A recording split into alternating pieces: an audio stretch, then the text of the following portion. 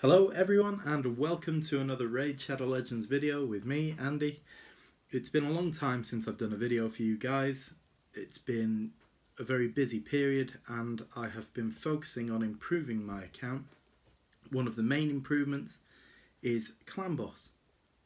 So I've recently managed to get myself a Man-Eater, and for anybody out there who has just got their first Man-Eater, or perhaps you got really lucky and got two, the first thought on your mind is no doubt Unkillable or budget Unkillable teams for Clan Boss. Now, you'll all be aware that Clan Boss gives some of the best rewards in the game.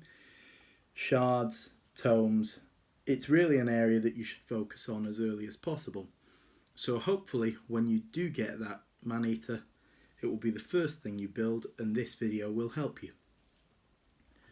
Now I'm going to start today's video by focusing on the guide that's on the screen now. You can see that it's from Deadwood Jedi's site and he's giving credit to Caban DK.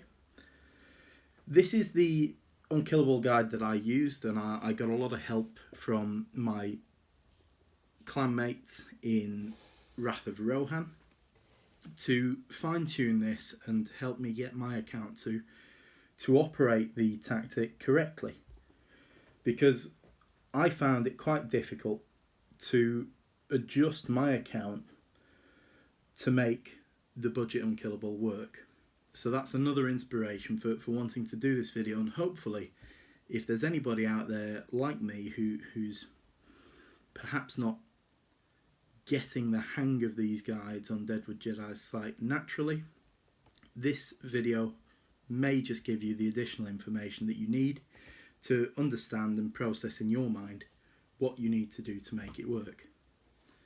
So starting point, you can see here that the speed guides are 256 for your Man-Eater, 223 for your Painkeeper, who's the other champion that you need to make a budget Unkillable work, 188 and 180 for your attack DPS champions, and I'll show you who I use for mine in a moment, but you can use anybody as long as they don't get turn meter increase, as long as they don't get extra turns.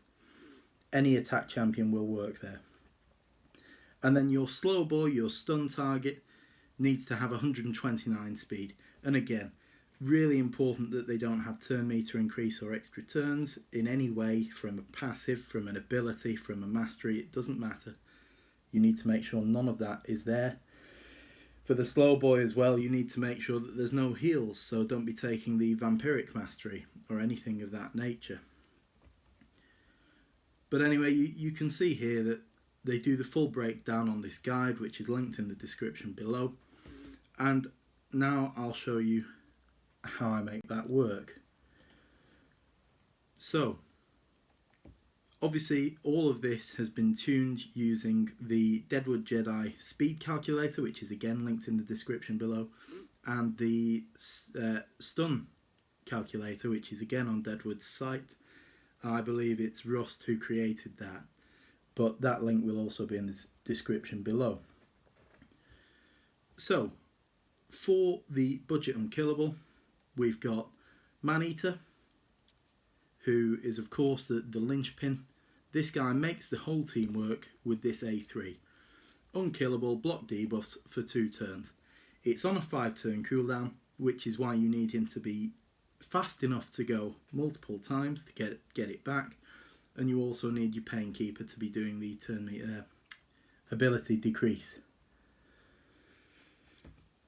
So, Man-Eater is there, and for anyone interested, the health is at 32,335 because this will become important when you're trying to get your stun target to work. The defense is as high as I can get it to go at 2,873.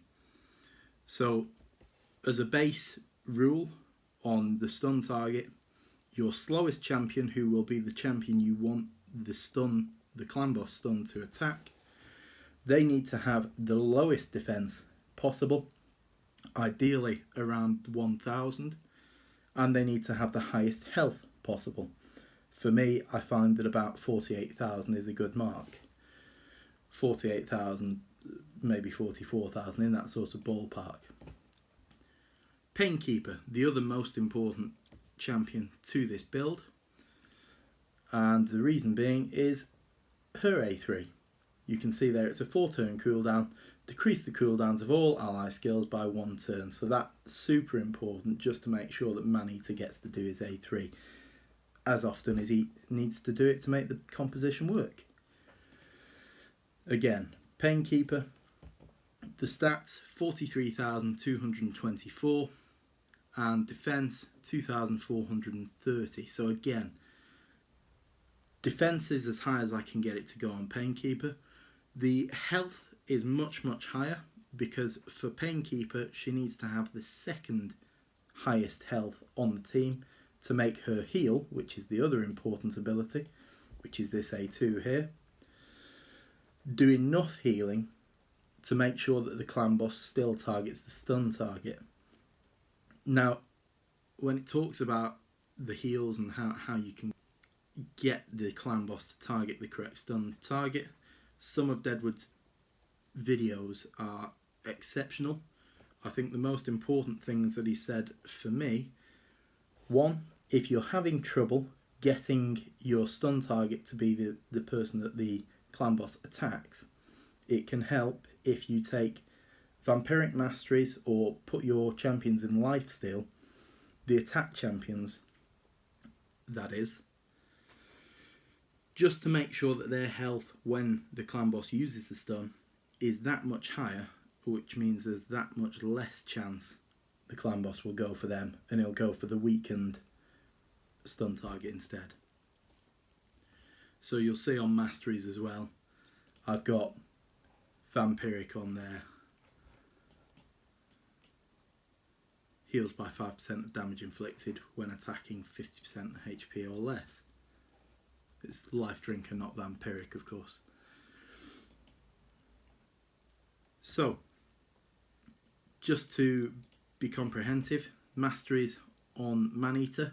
Again, remembering that we can't take anything that increases our turn meter, and we can't take anything that might give us an extra turn, especially not on Maneater and Painkeeper. So those are the masteries for anyone interested.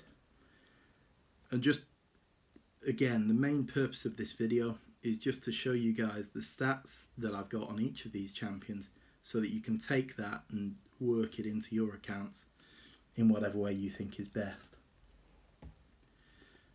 Also, you can see that masteries I don't have them fully masteried on most of these. It really doesn't need it. The most important thing for me is the A6 or the 6-star mastery for War Master or Giant Slayer,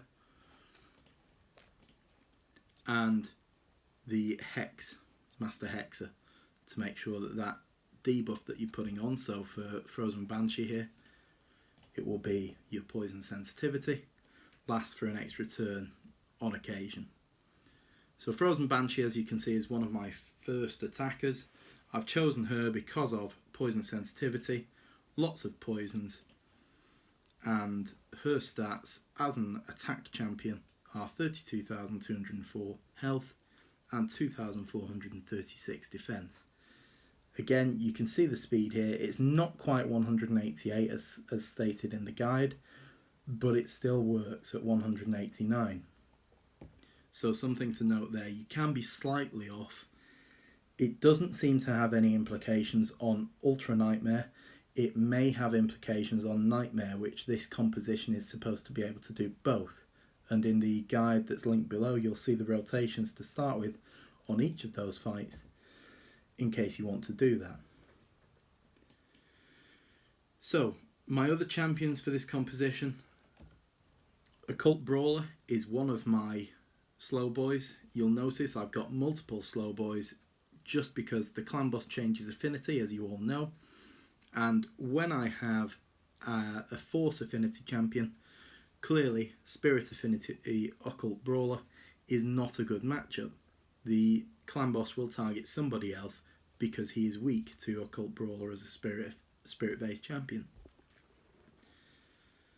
So, Occult Brawler as a slow boy, 47,314 health, 1,469 defense. Now that is higher than I would like it to be, And this composition, I actually managed to break it the day after I made it. But by reducing Clan Boss's defense by, I think, around 75, so not a great deal, only 75, I was able to make the composition work again. So that should tell you how important such a small amount of defense can be when trying to get the Clan Boss to target the correct champion. So you'll see there that I've got all of the accuracy gear on my champion to make sure that those poisons keep on hitting, because of course Occult Brawler brings a poison on his A1 and a poison on his passive. And the passive works when he's stunned as well, which is why he's an ideal stun champion. In terms of masteries, I could probably have done this tree slightly better. I know that a lot of people for Occult Brawler will go for counter attack, so that Occult Brawler uses that A1 again and hopefully gets more poison stacks on. I chose to go for accuracy instead. I chose Law of Steel on this one. You have to be careful of that because of course it can impact your speed stats. So again, that's something the Deadwood Jedi calculator accommodates for. It will allow you to tell the calculator how many sets your champion is wearing and whether you've chosen Law of Steel or not, and then it will tell you if you've got the thing right. So it's so important that you use that and make sure that whatever you do build, ideally before you build it, is going to work. Otherwise you'll waste a lot of silver and a lot of time, as I did. So Occult Brawler is the slow boy in the composition with Frozen Banshee, with Painkeeper, with Maneater, and then I'll finish that composition out with one of 2 or 3 attackers. So I've got Razin, who again, mastery tree is there for anyone interested.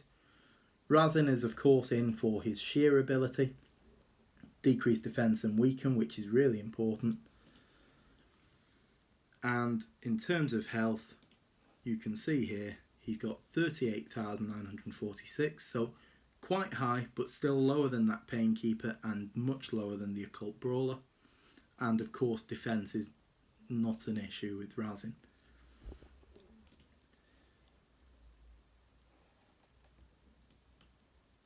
If I have a clan boss that's, say, Spirit Affinity, I wouldn't want Razin in there because he's Force Affinity and therefore the clan boss is likely to go for Razin instead of my slow boy Occult Brawler. So I'll put in Septimus or Stag Knight, who is my other champion that's built to do this composition. You'll see there before I move on actually, Razin's speed 180. So Razin is the slow DPS for me. Septimus, health 35,434, defense 2,231, and speed is 190, so 2 higher than it should be. But it just about works with Ultra Nightmare. I'm not convinced this would work on Nightmare, but it does work for Ultra Nightmare as a secondary DPS, even in place of the slower Razin. Skills, of course, you've got the A2, which is a very heavy hitting attack. Mine tends to do about 200,000 to the clan boss each time. But more importantly is this ability, 30% chance of increasing the duration of all debuffs. Now that's important for 2 reasons. One, it's important to increase your poison sensitivity and poison stacks. And 2, if you use Geomancer, who we'll talk about in a moment, it can increase that HP burn debuff as well, which is so important. So just to touch on him, Stag Knight, I wouldn't recommend this champion as one of your attackers, but he was a champion that I had built to 6 stars and was the first champion I managed to build to make this composition work instead of Septimus or Razin. So health, again, 37,931, defense 2,034, speed is right on that 188 mark, so that's spot on.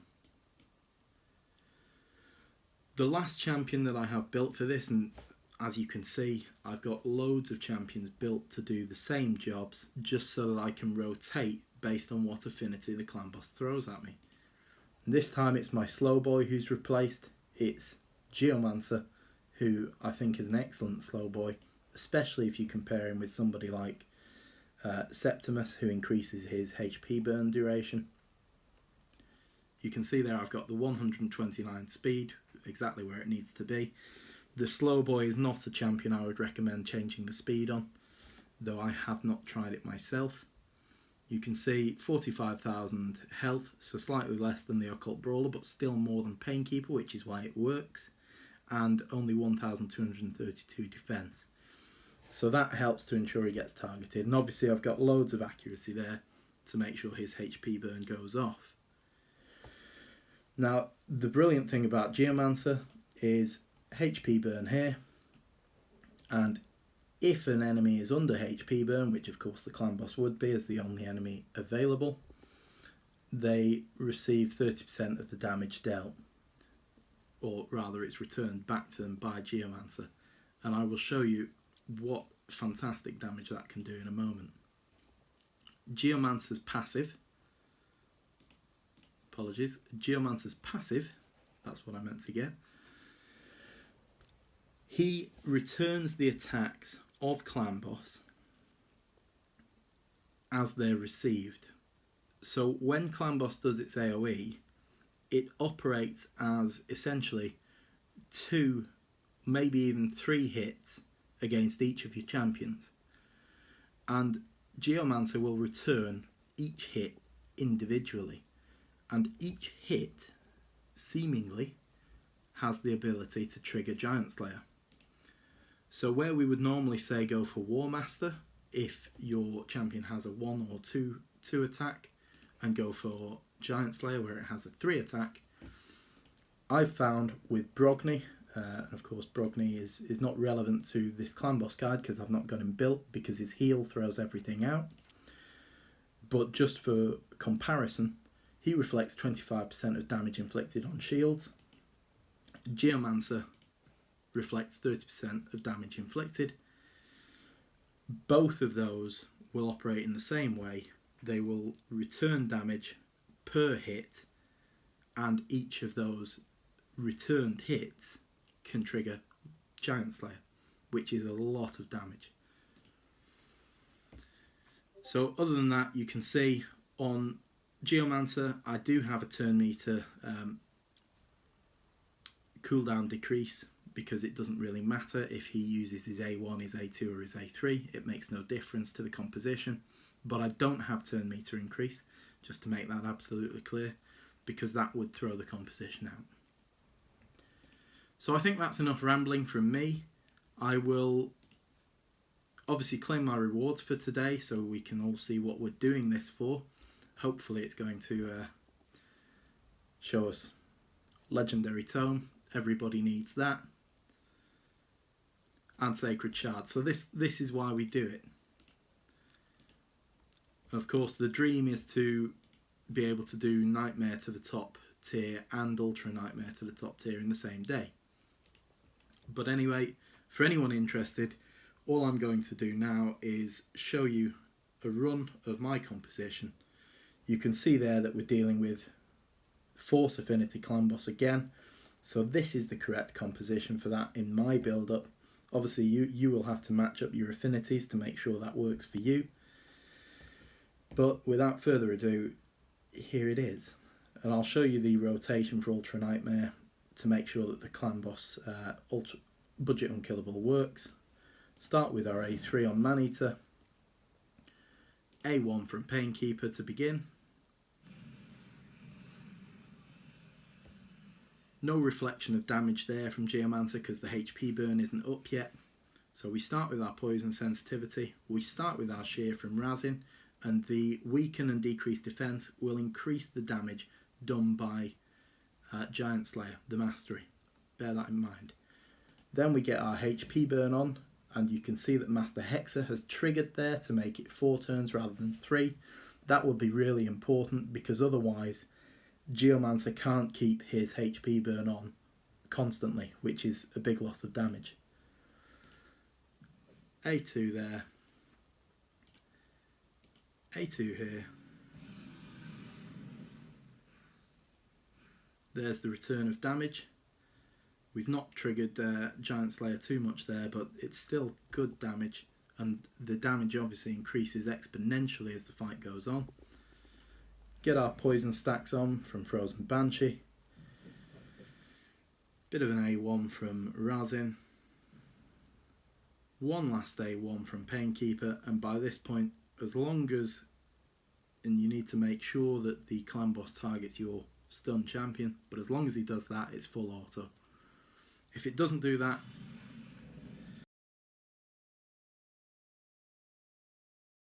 it's just occurred to me that this is a great teaching moment. Clearly, I've been an idiot. I've put in Magic Affinity against Force Affinity, which is rather silly. However, it's not the end of the world, because I can close the application down if I close it from the desktop close window, so I don't quit. I quit the game entirely, not the fight. Happily enough, when you mess up and when you're creating the build, you will, and as I've just shown you there, and I won't try and pretend it was to make this point, it was simply an error, but it gives you that get out of jail free card, which is so valuable because we don't want to be spending 100 gems on a key every time we try a new build. So back in here, Clan Boss, Ultra Nightmare, and the setup needs to be this. So rather than Frozen Banshee, who of course is weak affinity, we'll go for Septimus, who is strong affinity. Just a point on this here as well.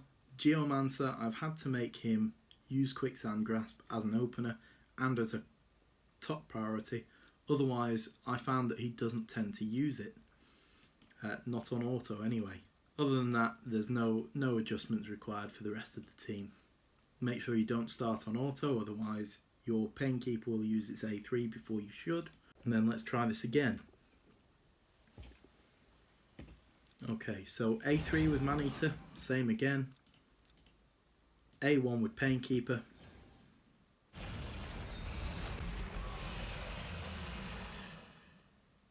I use A1 with Septimus here because I want his A2 to coincide with the weaken and decrease defense of Razin, which we've just put on. So now we have the HP burn, then the A2, A2 again,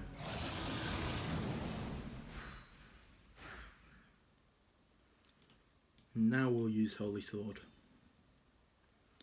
And this here is all just about trying to get the most out of your composition, whatever it may be, because it could look very different to this. A1 and then full auto, and this time we don't have a weak affinity. Okay, so after much messing around, it looks like we've got this working. So great opportunity to explain how I've managed to tweak that. You'll have seen Maneater gets targeted as the stun target, which is of course end of run. If that happens, just draw it to a close, try again.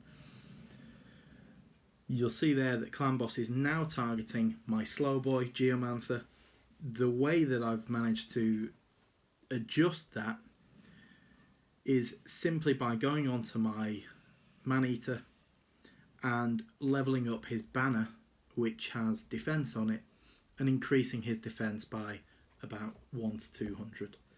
So just by increasing his defense that little bit, we've gone from the budget Unkillable not working at all to being back where it needs to be, slow boy getting targeted, and the run can go. And the run should now go all the way to 50 turns.